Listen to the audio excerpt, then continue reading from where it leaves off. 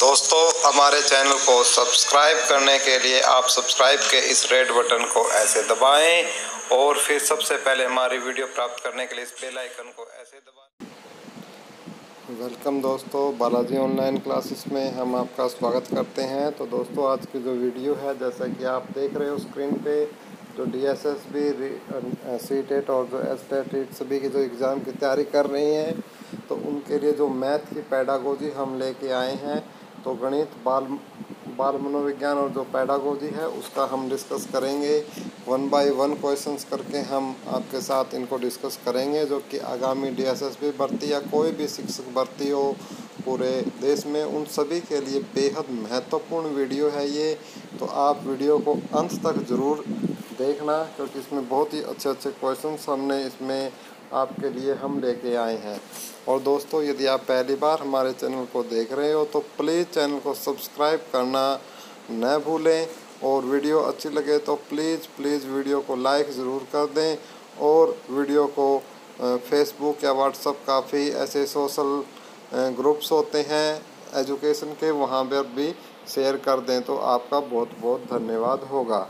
तो हमारा पहला क्वेश्चन है कि गणित सभ्यता और संस्कृति का दर्पण है। गणित सभ्यता और संस्कृति का दर्पण है, यह कथन किसने कहा? ऑप्शन 1 बेकन ने, ऑप्शन 2 हागबेन ने, ऑप्शन 3 लॉक ने, और ऑप्शन 4 हटन ने। तो क्वेश्चन था हमारा, क्वेश्चन पूछा गया है कि गणित सभ्यता और संस्कृति का दर्पण है। गणित सभ्यता और संस्कृति का दर्पण है, यह कथन किसने कहा? तो इसका आंसर होगा आपका हॉगबेन। तो हॉगबेन ने बोला कि आपका गणित सभ्यता और संस्कृति का दर्पण है। यह जो स्टेटमेंट दी थी वो किसने दी थी? हॉगबेन महोदय ने ये स्टेटमेंट दी थी।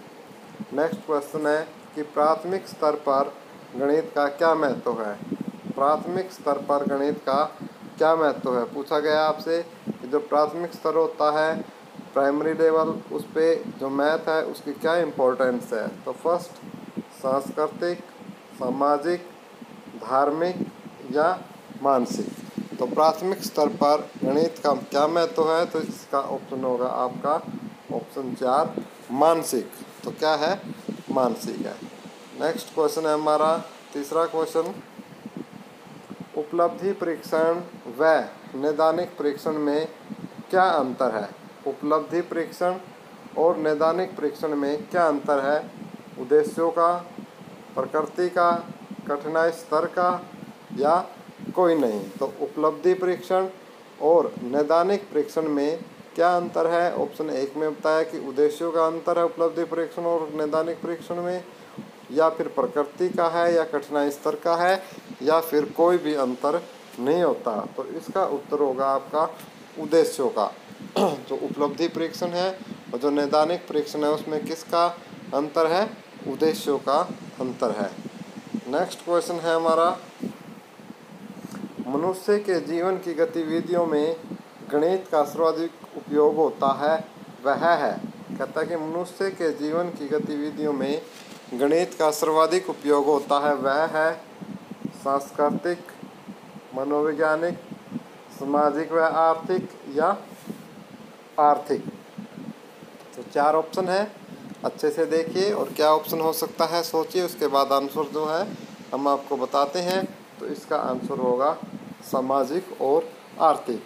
मनुष्य के जीवन की गतिविधियों में गणित का सर्वाधिक महत्व जो उपयोग होता है वो होता है सामाजिक और आर्थिक। नेक्स्ट क्वेश्चन है क्वेश्चन नंबर 5, कौन सा कार्य अध्यापक से संबंधित नहीं है? और दोस्तों, यदि आप कंपटीशन एग्ज़ाम की या किसी शिक्षक भर्ती की तैयारी कर रहे हो तो वीडियो को अंत तक देखें, क्योंकि बेहद महत्वपूर्ण क्वेश्चंस हैं ये आपके, और एक से एक बढ़ते क्वेश्चंस आगे आते रहेंगे। वीडियो को अंत तक ज़रूर देखना, और कोई बात समझ में नहीं आए तो वीडियो को पॉज करना, या आप कमेंट बॉक्स में कमेंट भी करके पूछ सकते हो। तो पहला क्वेश्चन है कि कौन सा कार्य अध्यापक से संबंधित नहीं है? योजना, मार्गदर्शन, शिक्षण, बजट बनाना। तो आप समझ ही चुके होंगे कि इसका आंसर क्या होगा? बजट बनाना। ठीक है। तो योजना भी अध्यापक से संबंधित है, मार्गदर्शन भी अध्यापक को करना ज़रूरी है, और शिक्षण तो बेहद ज़रूरी है। तो क्या ज़रूरी नहीं है? बजट बनाना। नेक्स्ट क्वेश्चन है हमारा, सर्वाधिक प्रभावशाली शिक्षण सामग्री है। सर्वाधिक प्रभावशाली शिक्षण सामग्री है अप्रक्षेपित, प्रत्यक्ष अनुभव, प्रक्षेपित या इनमें से कोई नहीं। क्वेश्चन देख लीजिए और फिर अपना आंसर देखिए क्या हो सकता है, और फिर आंसर का मिलान हम आपको बताते हैं, उसके साथ कीजिए। तो इसका आंसर होगा प्रत्यक्ष अनुभव। तो जो सर्वाधिक प्रभावशाली शिक्षण सामग्री है वो क्या है? जो प्रत्यक्ष अनुभव है वो सर्वाधिक प्रभावशाली शिक्षण सामग्री है। नेक्स्ट है क्वेश्चन नंबर 7, वस्तुनिष्ठ परीक्षण की सर्वाधिक महत्वपूर्ण विशेषता है।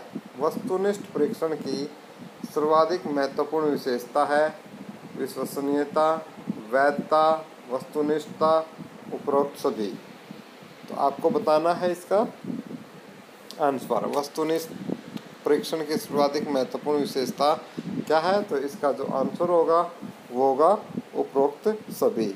विश्वसनीयता भी होती है, वैधता भी होती है और वस्तुनिष्ठता भी होती है।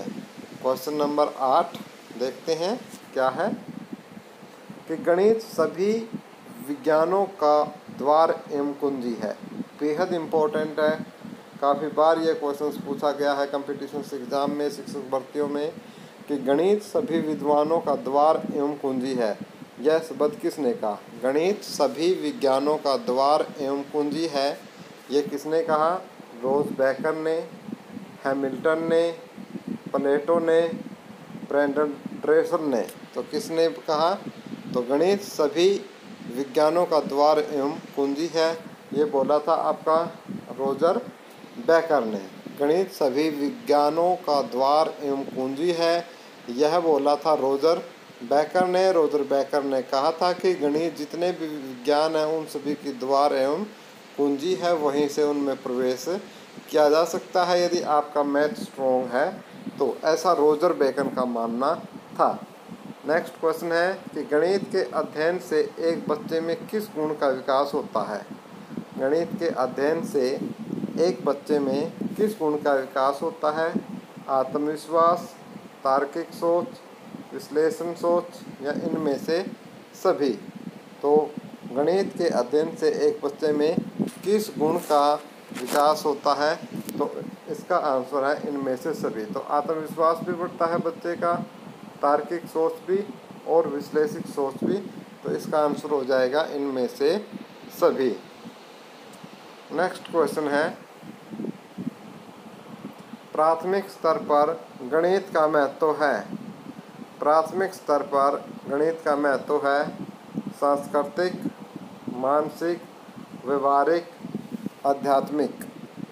तो क्या है? प्राथमिक स्तर पर गणित का महत्व है सांस्कृतिक, मानसिक, व्यवहारिक या आध्यात्मिक। प्राथमिक स्तर पर गणित का क्या महत्व है? आपका व्यवहारिक। प्राथमिक स्तर पर गणित का महत्व है आपका व्यवहारिक। नेक्स्ट क्वेश्चन है, सामान्य से विशिष्ट का सिद्धांत निम्न में से किस में प्रयोग होता है? आगमन विधि, निगमन विधि, संश्लेषण विधि या विश्लेषण विधि। तो सामान्य से विशिष्ट का नियम निम्न में से किस में प्रयुक्त होता है? आगमन विधि, निगमन विधि, संश्लेषण विधि या विश्लेषण विधि। तो इसका जो आंसर होगा वो होगा आपका निगमन विधि। नेक्स्ट क्वेश्चन है, गणित में किस विधि में प्राय हम सूत्र एवं नियमों की सहायता लेते हैं? देखो क्वेश्चन ध्यान से पढ़ना कि गणित में हम किस विधि में सूत्र एवं नियमों की सहायता लेते हैं। सूत्र एवं नियमों की सहायता लेते हैं संश्लेषण, विश्लेषण, आगमन, निगमन। तो किस में लेते हैं? तो इसका आंसर है आपका निगमन विधि में। तो निगमन विधि में हम सूत्र और नियमों की सहायता लेते हैं। तो दोस्तों ये बेहद इम्पोर्टेंट क्वेश्चन है जो मैं आपके साथ डिस्कस कर रहा हूँ। तो प्लीज़ आप देखो यदि आपको तैयारी ही नहीं करनी है तो फिर तो आप वीडियो को मत देखिए, फिर तो कोई फ़ायदा नहीं है। और जो तैयारी कर रहे हैं जो बच्चे, एक से एक बेहतरीन क्वेश्चन हम छांट के लेके आए हैं, जो 2-2 3-3 बार किसी भी कंपटीशन एग्ज़ाम पूरे देश में जो शिक्षक भर्तियां होती हैं उनमें ये क्वेश्चंस आ चुके हैं। और इन्हीं क्वेश्चनों की रिपीटेशन होने की संभावना काफ़ी होती है। तो एक बार यदि हम इन क्वेश्चनों को देख भी लेते हैं तो हम इनको फिर सोल्व करने का जो एक साहस है, एक जो हमारा मनोबल है वो बढ़ जाता है। तो इसीलिए हम जो ये बेहद इम्पोर्टेंट जो कुछ क्वेश्चंस हैं उनकी एक ये वीडियो लेके आए हैं और कोशिश कर रहे हैं आपको कि ज़्यादा से ज़्यादा क्वेश्चंस हम कर सकें यहाँ पे। और दोस्तों आपको कैसी लग रही है वीडियो और कैसे लग रहे हैं क्वेश्चंस, तो प्लीज़ कमेंट बॉक्स में कमेंट कर ज़रूर हमें बताएं। और क्या कुछ चल रहा है ज़रूर बताएं। आपकी तैयारी कैसी चल रही है, क्या हेल्पफुल वीडियो डाल रहे हैं हम, क्योंकि काफ़ी समय से कुछ टेक्निकल प्रॉब्लम थी, लेकिन अब वीडियोज़ का जो कोशिश करेंगे कि हम रोज़ 1 या 2 वीडियो आपके लिए डालें। तो दोस्तों इसी का आपको भी हमारा थोड़ा सा सहयोग करना है। हमारे ये न्यू चैनल है, ब्रांड न्यू चैनल, तो आपको वीडियो को लाइक और शेयर ज़रूर करना है।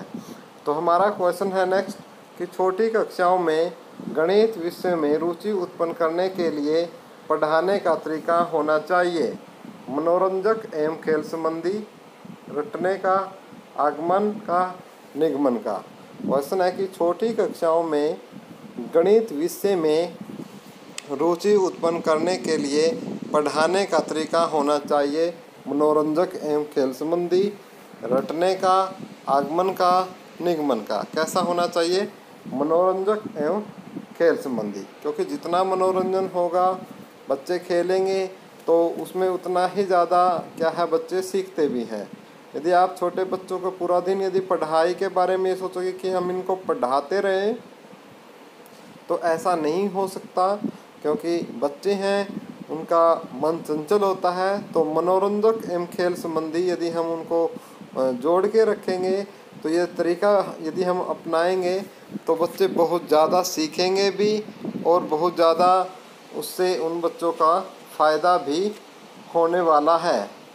तो नेक्स्ट क्वेश्चन है हमारा 14th क्वेश्चन कि निम्न में से किस में गणित विषय का प्रयोग स्पष्ट रूप से नहीं हो रहा है। निम्न में से किस में गणित विषय का प्रयोग स्पष्ट रूप से नहीं हो रहा है। तो मैं 4 ऑप्शन देता हूँ आपको, तो आपको बताना है कि उनमें किस में गणित जो विषय का जो प्रयोग है वो नहीं हो रहा है। लाभ या हानि, साइकिल चलाना, सब्जियाँ खरीदना, उधार लेना। लाभ हानि में भी हो रहा है, सब्जी खरीदने में भी मैथ का प्रयोग है, उधार लेने में है, तो किस में नहीं है? साइकिल चलाना में नहीं है। तो कुछ इस प्रकार के बेहद क्वेश्चन, आसान क्वेश्चन भी कुछ बच्चे गलत कराते हैं, तो इसलिए इन क्वेश्चनों को थोड़ा सा ध्यान देना बहुत ही अनिवार्य हो जाता है। नेक्स्ट क्वेश्चन है हमारा 15वां, यदि एक विद्यार्थी गणित विषय में कई बार अनुत्तीर्ण हो जाता है, यानी अनुत्तीर्ण मतलब फेल, तो यह जानने के लिए कि गणित को किस विशेष शाखा में वह कमज़ोर है, निम्न में से कौन सी विधि प्रयोग में लेंगे। क्वेश्चन थोड़ा सा बड़ा है लेकिन समझना है, 1 सेकंड में समझ में आ जाएगा यदि अच्छे से रीड करोगे। कि एक विद्यार्थी गणित विषय में कई बार फेल हो जाता है, तो यह जानने के लिए कि गणित की किस विशेष शाखा में वह कमज़ोर है, तो आप कौन सी विधि का प्रयोग करेंगे। पहला ऑप्शन है लिखित कार्य, दूसरा है मौखिक कार्य, तीसरा है निदानात्मक तरीका और चौथा है उपचारात्मक तरीका। तो आप कौन सा करोगे इन 4 ऑप्शन में से? फटाफट सोचिए और अपना आंसर बनाइए। और इसका जो आंसर होगा वो है आपका निदानात्मक तरीका। तो निदानात्मक तरीका हमारा होना चाहिए, तो बेस्ट है निदानात्मक तरीका। ठीक है, क्लियर। नेक्स्ट क्वेश्चन देखते हैं फिर इसी बात पे। 16th क्वेश्चन हमारा, छात्र गणितीय गणना में गति प्राप्त कर सकते हैं। छात्र गणितीय गणना में गति प्राप्त कर सकते हैं चर्चा या वाद विवाद द्वारा, मौखिक कार्य द्वारा, लिखित कार्य द्वारा, अभ्यास द्वारा छात्र गणितीय गणना में गति प्राप्त कर सकते हैं? चर्चा या वाद विवाद द्वारा, मौखिक कार्य द्वारा, लिखित कार्य द्वारा, अभ्यास द्वारा। तो किस प्रकार कर सकते हैं? तो इसका आंसर होगा डी, अभ्यास द्वारा। छात्र गणितीय गणना में गति प्राप्त कर सकते हैं किसके द्वारा? अभ्यास द्वारा। अभ्यास द्वारा क्या है? बार बार यदि उसका अभ्यास करेंगे तो गणितीय गणना में गति प्राप्त कर सकते हैं, स्पीड अपनी बढ़ा सकते हैं। नेक्स्ट क्वेश्चन है हमारा 18वां इसी कड़ी में, बेहद इम्पोर्टेंट क्वेश्चन है। वीडियो को अंत तक देखते रहिए, कोई भी क्वेश्चन मिस न हो जाए। आर्यभट्ट का समाज में योगदान बालक जान रहा है, यह किस उद्देश्य की पूर्ति कर रहा है? अवबोध, अभिवृत्ति, अभिरुचि या व्यक्तित्व। तो इसका जो आंसर हो जाएगा वो हो जाएगा आपका अभिरुचि। क्लियर। नेक्स्ट क्वेश्चन है 18वां, ताश के पत्तों में छिपे अंकों के खेल को छात्र अपनी विचारधारा के अनुसार अभिव्यक्त कर रहा है, यह किस कारण से संबंधित है? व्यक्तित्व, ज्ञानोपयोग, कौशल, अवबोध। कहता है कि ताश के पत्तों में छिपे अंकों के खेल को छात्र अपने विचारधारा के अनुसार अभिव्यक्त कर रहा है, यह किस कारण से संबंधित है? अभिव्यक्ति, ज्ञानोपयोग, कौशल, अवबोध। तो इसका जो आंसर है वो हो जाएगा आपका व्यक्तित्व, व्यक्तित्व से रिलेटेड है। नेक्स्ट क्वेश्चन हमारा 19वां, सम विषम संख्याओं को बालक सारणीबद्ध कर रहा है। सम विषम संख्याओं को बालक सारणीबद्ध कर रहा है, यह किस उद्देश्य की प्राप्ति कर रहा है? सम विषम संख्याओं को बालक सारणीबद्ध कि भाई 2, 4, 6, 8 इनको अलग से लिख रहा है, 1, 3, 5, 7 इनको अलग से। यह किस उद्देश्य की प्राप्ति कर रहा है? तो पहला ऑप्शन है आपका ज्ञानोपयोग, दूसरा ऑप्शन है कौशल, तीसरा ऑप्शन है अवबोध, चौथा ऑप्शन है व्यक्तित्व। तो कौन से कौशल की अभिव्यक्ति कर रहा है वो? तो इसका आंसर हो जाएगा आपका कौशल।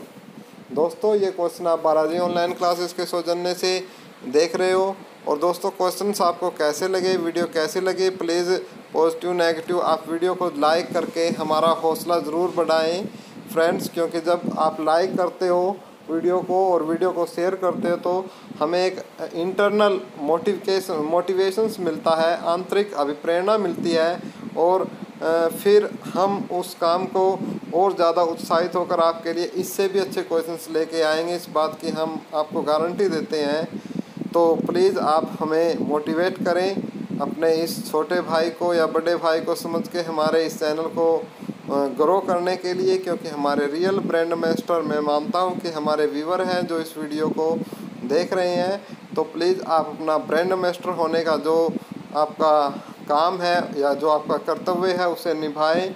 वीडियो को लाइक करें, वीडियो को ज़्यादा से ज़्यादा अपने फ्रेंड्स में या सोशल साइट पर शेयर करें। तो नेक्स्ट क्वेश्चन है हमारा 20वां क्वेश्चन, गणित विषय के लिए पूर्वतन स्रोत के रूप में कौन सा ग्रंथ उपयोगी होगा? सामवेद, ऋग्वेद, अर्थवेद, यजुर्वेद। क्वेश्चन है गणित विषय के लिए पूर्वतन स्रोत के रूप में कौन सा ग्रंथ उपयोगी होगा? सामवेद, ऋग्वेद, अर्थवेद या यजुर्वेद। तो दोस्तों ये क्वेश्चंस मैंने आपके लिए रखा है और मुझे साथ में ये भी पता चल जाएगा कि कौन सा बच्चा पढ़ाई के प्रति सीरियस है और किसने वीडियो अंत तक देखी है। तो जो इसका क्वेश्चन है, आप जो इसका आंसर है इस क्वेश्चन का, वो आप कमेंट बॉक्स में कमेंट करोगे कि इसका आंसर क्या होगा, कि जो पुरातन स्रोत है तो इनमें से कौन सा है कि जिसमें गणित के बारे में एक बताया गया है। तो 4 हमारे जो वेद हैं, 2 स्रोत हैं हमारे, सामवेद, ऋग्वेद, अर्थवेद, यजुर्वेद, 4 हमारे ये वेद हैं और इस किस वेद में गणित के बारे में बताया गया है और हमें पता चलता है। तो उसका जो आंसर है इस क्वेश्चन का आप कमेंट बॉक्स में कमेंट करोगे। आप सही बता रहे हो, गलत बता रहे हो, उस बात की पुष्टि मैं आपको कमेंट करके कर दूंगा। और जिनको कन्फ्यूज़न है वो कमेंट बॉक्स में कमेंट कर पूछ सकते हैं और अपना आंसर दे सकते हैं। और दोस्तों इसी के साथ ही हम क्या है आपसे विदा चाहते हैं।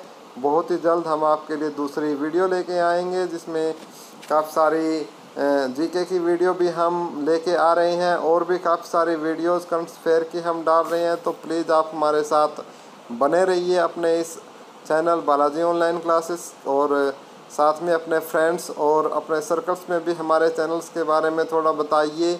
हम बस आपसे यही चाहते हैं कि आप हमारा एज ए ब्रांड एम्बेसडर, हमारे ब्रांड एम्बेसडर बनकर हमारा साथ दें। और धन्यवाद दोस्तों, और कुछ नहीं बोलना चाहता। ओके दोस्तों, bye, have a nice day. मिलते हैं नेक्स्ट वीडियो में।